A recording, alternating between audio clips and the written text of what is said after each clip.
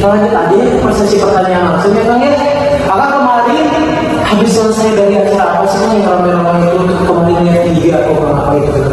Kalau kemarin kita udah ke acara deklarasi sekolah ramah anak yang diselenggarakan oleh Bandung langsung ya, bukan kayak kompetisi tapi emang langsung dari pemerintahnya.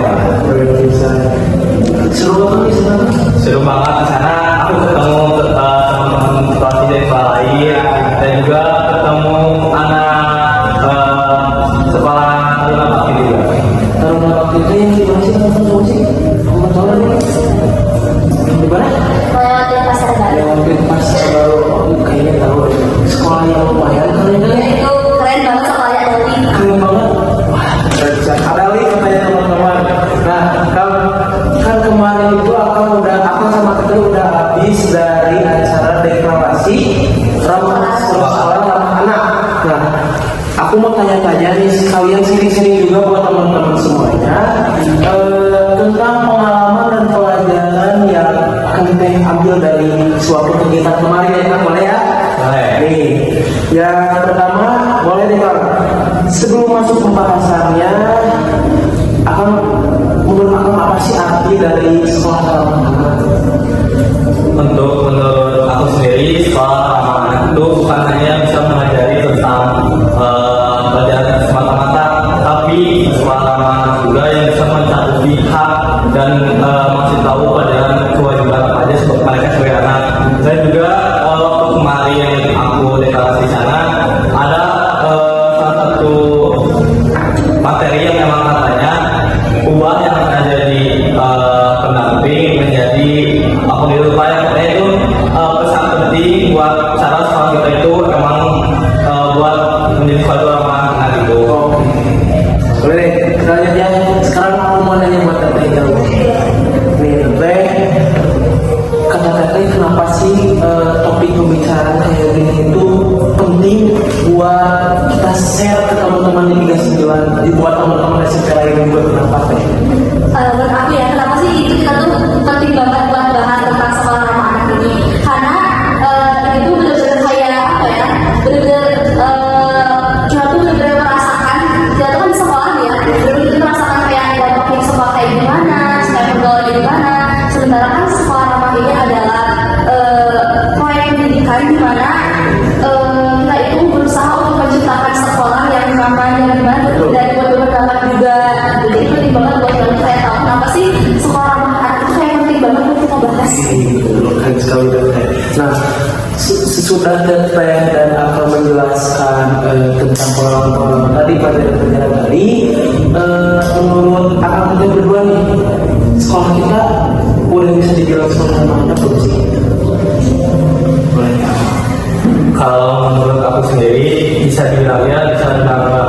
Karena kalau dibilang ya, sekolah udah memenuhi beberapa hak dari sebagai atas nama sekolah ramah anak. Cuman kalau dilihat sebagai juga pasti ada benernya. Tapi semua itu juga nggak bisa disalahkan atas nama sekolah juga. Karena sekolah ramah anak itu bisa diciptakan tidak hanya oleh para guru, tetapi sebagai pesertanya juga kita juga harus mendukung. Meskipun guru menyediakan beberapa event atau kegiatan yang memang mendukung sekolah ramah anak, tetapi si peserta atau siswanya itu sendiri tidak mau berpartisipasi aja, itu udah fatal banget. Jadi emang kalau disebut sekolah ini udah ramah anak udah, cuman bagi dilihat dari sudut pandang siswa masih ada beberapa yang emang belum gitu, kayak rata-rata itu masih suka ngelirik orang tua, ngelirik nama orang dengan sebutan fisik lah, hal itu. Kalau kata Tetehnya gimana? Kalau menurut aku kan sekolah 39 itu kalau dibilang sekolah ramah anak itu bener banget sih kalau menurut aku. Tapi yang beberapa ada yang enggak juga. Karena dilihatin nih, kan sekolah ramah anak itu di mana siswa-siswi itu bebas berpendapat, nyaman juga, terus juga memiliki karakter yang baik juga kan. Nah kalau di 39 itu di mana semua tuh udah hampir terpenuhi. Yaitu yang pertama dari karakter nih, itu udah dibiasakan dari 5S. Dari 5S itu kayak berkumpul sama guru sama siswa yang lain juga. Terus dilihat juga dari tentang kemudian dia tuh kayak alhamdulillah kayak jarang juga kasus bully di kelas 9 juga, dan juga tentang berpendapat dimana kalau misalnya sejak kita belajar kadang guru-guru tuh aku bakal sering ya guru-guru kayak coba di sini ada pendapat gak, cek pendapat kamu tentang hal ini kayak gimana, jadi kita tuh kayak gak takut buat berbeda pendapat sama yang lainnya, jadi bener rasanya nyaman banget ketika sendiri kelas sekolah gitu. Juga ngerasa gitu sih sebenarnya.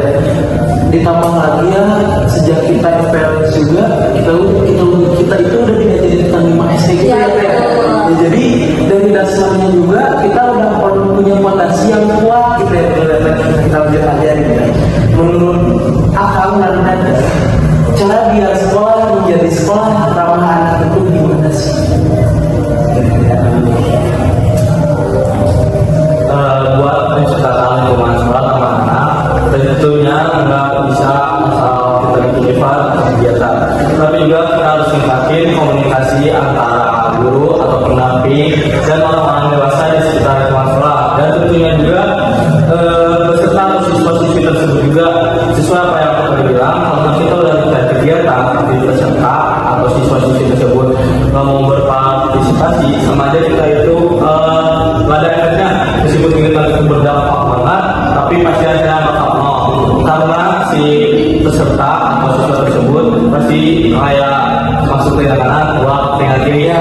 Nah sebelum ada kegiatan kita juga harus tahu nih apa aja minat mereka yang emang nggak bikin mereka bosan. Pasti kalau cuma kayak seminar atau cuma tahu pasti mereka juga udah bosan. Nah kira-kira kita yang bikin kegiatan dan emang isinya itu menyenangkan gitu ya, menyenangkan tapi isinya itu tetap nggak kosong. Jadi meskipun kita menyenangkan tapi masih ada tema para penonton itu Pelajaran yang punya masih berisi ya, masih ada menyenangkan ya. Nih menurut akal ya, ramah anak itu sikap yang apa sih? Ramah anak itu, soal ramah anak itu lebih penting diatur dalam peraturan atau ditanamkan dalam sifat sehari-hari. Jadi kayak lewat sikap, kalau misalnya di peraturan tertulis kayak gitu, kalau misalnya di lewat sikap kayak udah sehari-hari atau gimana? Kalau menurut aku itu dua-duanya saling berkaitan ya, antara sikap sama aturan. Jadi yang pertama itu kita harus membentuk karakternya dulu. Karena apa, kalau misalnya aturan yang diciptakan tapi orang yang tidak memiliki karakter yang baik, itu kayak hanya sebagai aturan tertulis tapi yang nggak diakui gitu. Sementara kalau orang yang udah berkarakter, orang yang udah bisa menciptakan karakter yang baik, memiliki akhlak yang baik, pasti kalau ada aturan dia akan mengikutinya gitu. Jadi itu ada apa ya, nggak bisa dipisahin kayak lebih baik yang mana, tapi dua hal itu harus saling berkaitan. Kalau menurut aku hampir mirip sama ini, cuman aku lebih condong dari sikap, karena suatu peraturan bakal tertaati mulai dari sikap. Misalnya kan sekolah pagi nih, kita nggak ada tertulis aturan kita harus sekolah pagi, tapi karena sikap itu dimulai dari masa MPLS atau masa kita mau meninggal sekolah ini, karena kelamaan itu menjadi peraturan. Sama dengan soal keamanan juga, awalnya kita mulai dari sikap anak, meskipun sikap anak mungkin agak susah buat dibentuk, tapi kemungkinan besar nanti ke depannya akan menjadi peraturan tidak tertulis. Artinya kondisi tersebut bisa tercipta sendirinya dari sikap. Oke, dari peraturan sikap. Nah, menurut aku sesuatu yang kecil, hal yang kecil yang membuat kita merasa nyaman di sekolah dan merasa kita itu dihargai, kita itu ditemani, kita dirangkul, itu sikap kecil, hal kecil yang seperti apa sih? Menurut aku sendiri ya, kalau dari pribadi aku merasa aku dihargai itu lebih sering didengar gitu ya. Iya, karena mungkin dia tuh kadang selalu belajar buat berbicara, tapi kadang tuh belajar komunikasi, kadang lupa buat belajar mendengar juga. Kadang mungkin kalau bisa didengar daripada kayak di apa ya, di misalnya di apa di cerita, terus kalau itu kayak malah jadi animasi kayak gitu. Kadang tuh kayak didengar doang, itu kayak cerita doang. Nah jadi kalau misalnya ditanya kayak sikap kecil apa yang aku merasa aku kayak benar-benar dari itu adalah orang yang dimana bisa mendengarkan. Pengalaman sih kayaknya ya, Teh. Ditanya lagi curhat, ternyata dia bilangnya simpen di kan sekarang gitu ya, pas banget kan. Mending dia sih kalau sikap dia, kalau merasa dia itu ketika kita didengar gitu ya, kalau kata aku gitu. Kalau menurut aku sikap kecil yang bisa membuat lebih nyaman itu yang pertama kita tahu batasan dulu kayak misalkan kamu itu sering diajak kemana gitu tapi kamu nggak tahu batasan tersebut. Nah itu hal kecil dan emang hal dasar setiap orang atau manusia harus punya batasan sendiri meskipun kamu ada pacaran atau gimana ada hal buruk ataupun meskipun ada dekati doang nih tapi kamu tahu batasan itu bikin kamu merasa lebih hargai dan kalau bisa teman sekitar kamu itu nggak mau memaksa meskipun misalnya kalau ada di kantin nggak mau teman kamu itu maksa berarti itu kamu kurang dihargai padahal hal kecil tersebut itu emang menurut aku bisa bikin nyaman soal apalagi itu dasar dari hal yang dididik oleh bimbingan konseling atau iklan. Berarti kayak kalau kita lagi mau sekali dengan dipaksa teman gitu ya kan itu udah sikap dari kita menghargai berarti ya membuat orang lain tidak nyaman berarti ya. Nah kan selain dari itu kayak teman-teman di sekitar kita di lingkungan kita itu suka ada yang masih bercandanya itu kayak ngomong fisik lah, bawa orang tua lah. Nah tanpa kita menyinggung perasaan, tanpa kita menyinggung ataupun menimbulkan permasalahan yang baru, cara kita menangani kasus seperti ini itu kayak gimana sih? Menurut dari kalian berdua? Kalau menurut aku sendiri yang pertama sesuatu itu ada pepatah bilang nggak akan ada asap kalau ada api. Berarti orang itu nggak akan semata-mata kayak kita kalau kita sama kawannya nggak bercanda kayak kita pasti akan ketawa-ketawa biasa kayak ngomongin lucuan pasti akan timbul kalau kita lucuan berlebihan karena aku pertama awalnya ngedek kawan mereka pasti gimana enak pasti akhirnya mereka juga dibuka lagi waktu. Nah pasti yang kayak itu pasti terus akan terulang oleh karena memang kita nggak berubah dari salah satunya. Kalau Eksan yang nggak berubah berarti aku yang berubah. Tapi kalau aku yang berubah berarti Eksan yang berubah. Intinya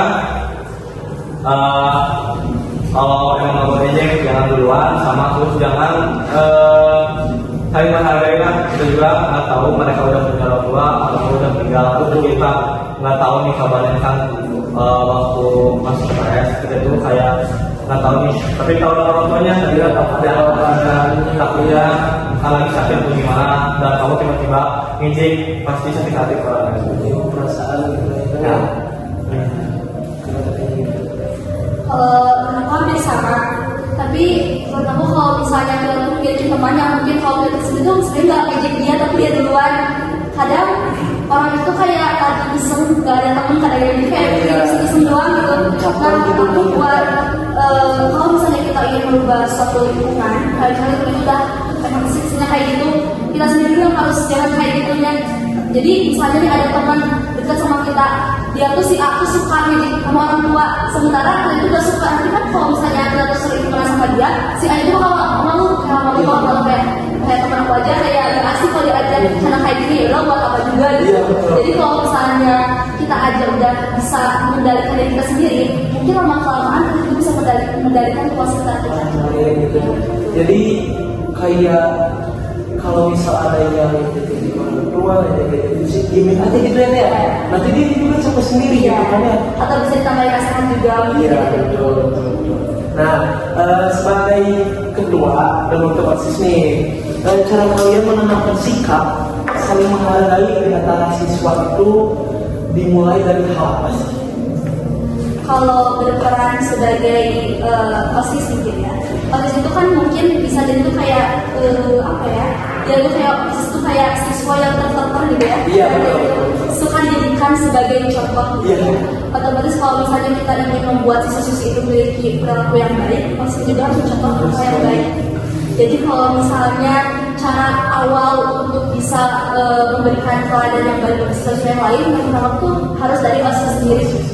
Dan juga mungkin untuk lebih ke kayak banyak dari apa ya, biar orang tuh kayak tahu sebenarnya apa sih yang harus kita lakuin gitu buat jadi siswa yang baik. OSIS tuh sering banget bikin kayak video promosi gitu. Itu bisa juga kita manfaatin sebagai video edukasi nanti. Iya betul. Jadi bukan hanya sebagai langkah nyata di kehidupan sehari-hari juga, tapi kita juga bisa memanfaatkan media sosial yang ada di sekarang. Iya betul. Sehingga jangkauannya juga lebih luas. Betul. Jadi bukan 39 aja kan ya, jadi kita bisa mengedukasi ke teman-teman kita semua yang ada di Indonesia gitu, betul ya. Kalau menurut abangnya ada gimana Kak? Kalau menurut aku mungkin kita sebagai OSIS nggak terlalu berperan besar karena OSIS itu nggak setiap hari ngadain event atau kegiatan.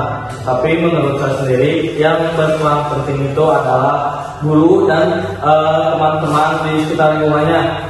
Karena guru kalau mereka itu pasti ngajarin tentang ilmu cara menghargai juga, kayak mereka pasti ngajarin terus lingkungan juga berpengaruh karena meskipun kita nggak baik, kalau emang kita terjerumus ke lingkungan atau lingkungan yang baik, pasti kita juga akan ke bawah-bawah gitu. Betul. Nah, sekarang kita masuk ke pertanyaan kalian. Kalau di SMP 39 benar-benar jadi sekolah yang ramah anak, akal dan Teteh pengen suasananya yang seperti apa sih? Kalau menurut aku sendiri, suasana ingin satu yang pertama diskriminasinya hilang. Karena aku lihat di sini masih ada beberapa diskriminasi, apalagi yang emang dulunya kayak pernah dihukum atau gimana, kayak orang-orang masih ada mereka itu dicap sebagai anak nakal. Nah, aku tuh nggak mau mereka yang emang dulunya nakal tapi pengen berubah dapat tempat yang emang bikin mereka nyaman gitu. Takutnya mereka kalau nggak diterima atau nggak didiskriminasi, nanti mereka pasti kayak nggak bisa berubah. Emang harus ada tempat yang bikin mereka itu bisa berubah. Contohnya kayak mereka tuh dulunya ada prapo gitu, nah mereka itu mau berubah nih, masuk dari ekstrakurikuler olahraga misalnya karate, tapi karena dicap nakal dia itu kayak nggak boleh masuk gitu. Yang akhirnya dia ya udahlah, aku kan nggak diterima di sini, apa juga aku berubah, aku teh udah main kali sebagai pelampiasan gitu. Apalagi kalau lama-lama dibiarin bisa aja makin naik, yang awalnya merokok misalkan jadi mabuk atau gimana gitu. Nah, aku pengen kalau misalkan aku udah lulus apa gitu, suasana diskriminasi di sekolah itu kalau bisa hilang, jangan pilih mana aja tapi seluruh Indonesia. Apalagi warna kulit atau meras biasanya masih sering terjadi, meskipun kita tidak tahu dan tidak sengaja gitu, tapi ya diskriminasi itu sering terjadi di kehidupan sehari-hari gitu. Berarti jangan ada diskriminasi di antara kita. Ya. Lihat katanya? Kalau dari aku pengen banget lingkungan sekolah 39 ini adalah sekolah yang benar-benar saling supportif gitu kan. Yeah. Jadi saling mendukung ke teman-temannya dan juga memiliki empati yang tinggi juga. Karena empati itu benar-benar diperlukan banget, dan itu kayak ngerasain apa orang lain merasakan juga. Kalau misalnya kan ada sering kita dengar bahwa orang itu memiliki karakter sesuai dengan lingkungannya gitu ya. Aku pernah memiliki teman gitu ya. Teman itu waktu kelas 8 di kelasnya itu anak itu baik gitu, kayak anak kan nilai dulu baik. Tapi waktu nilainya di kelas 9 dengan teman-temannya yang kayak gitu, dia kebawa lagi ke sana. Jadi kayak anak lagi gitu kan, anak lagi.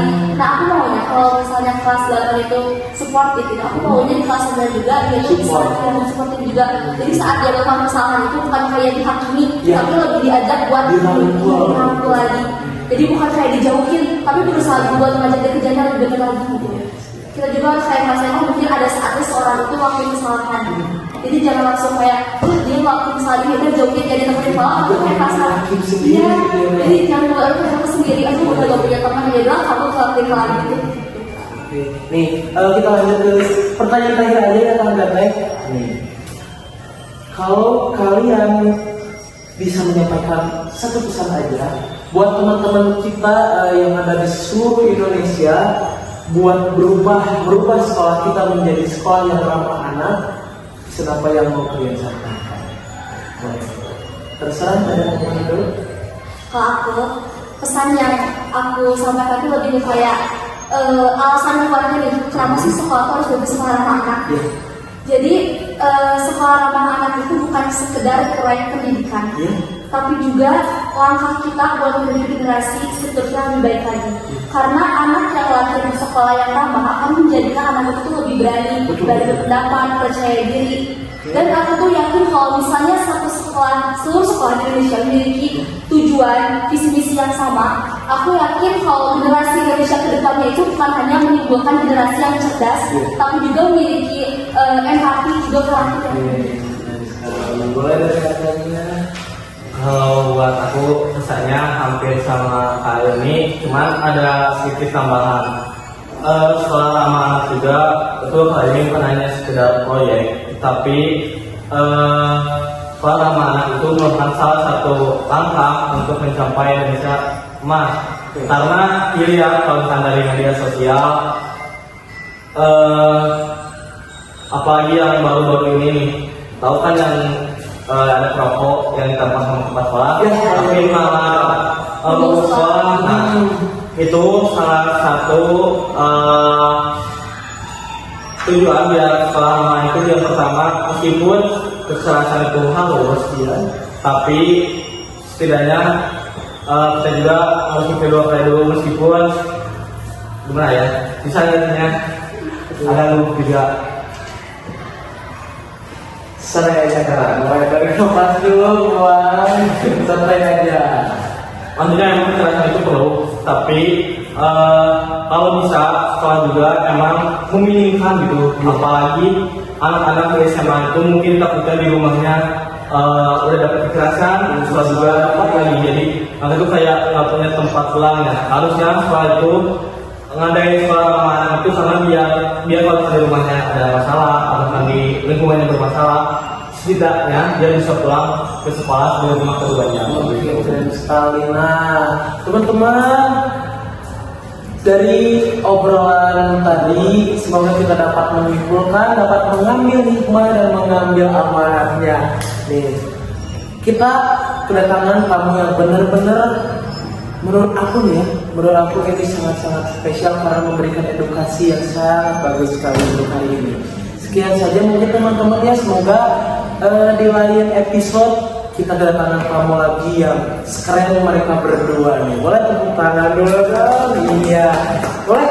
Sekian saja podcast hari ini dan dadah. See you.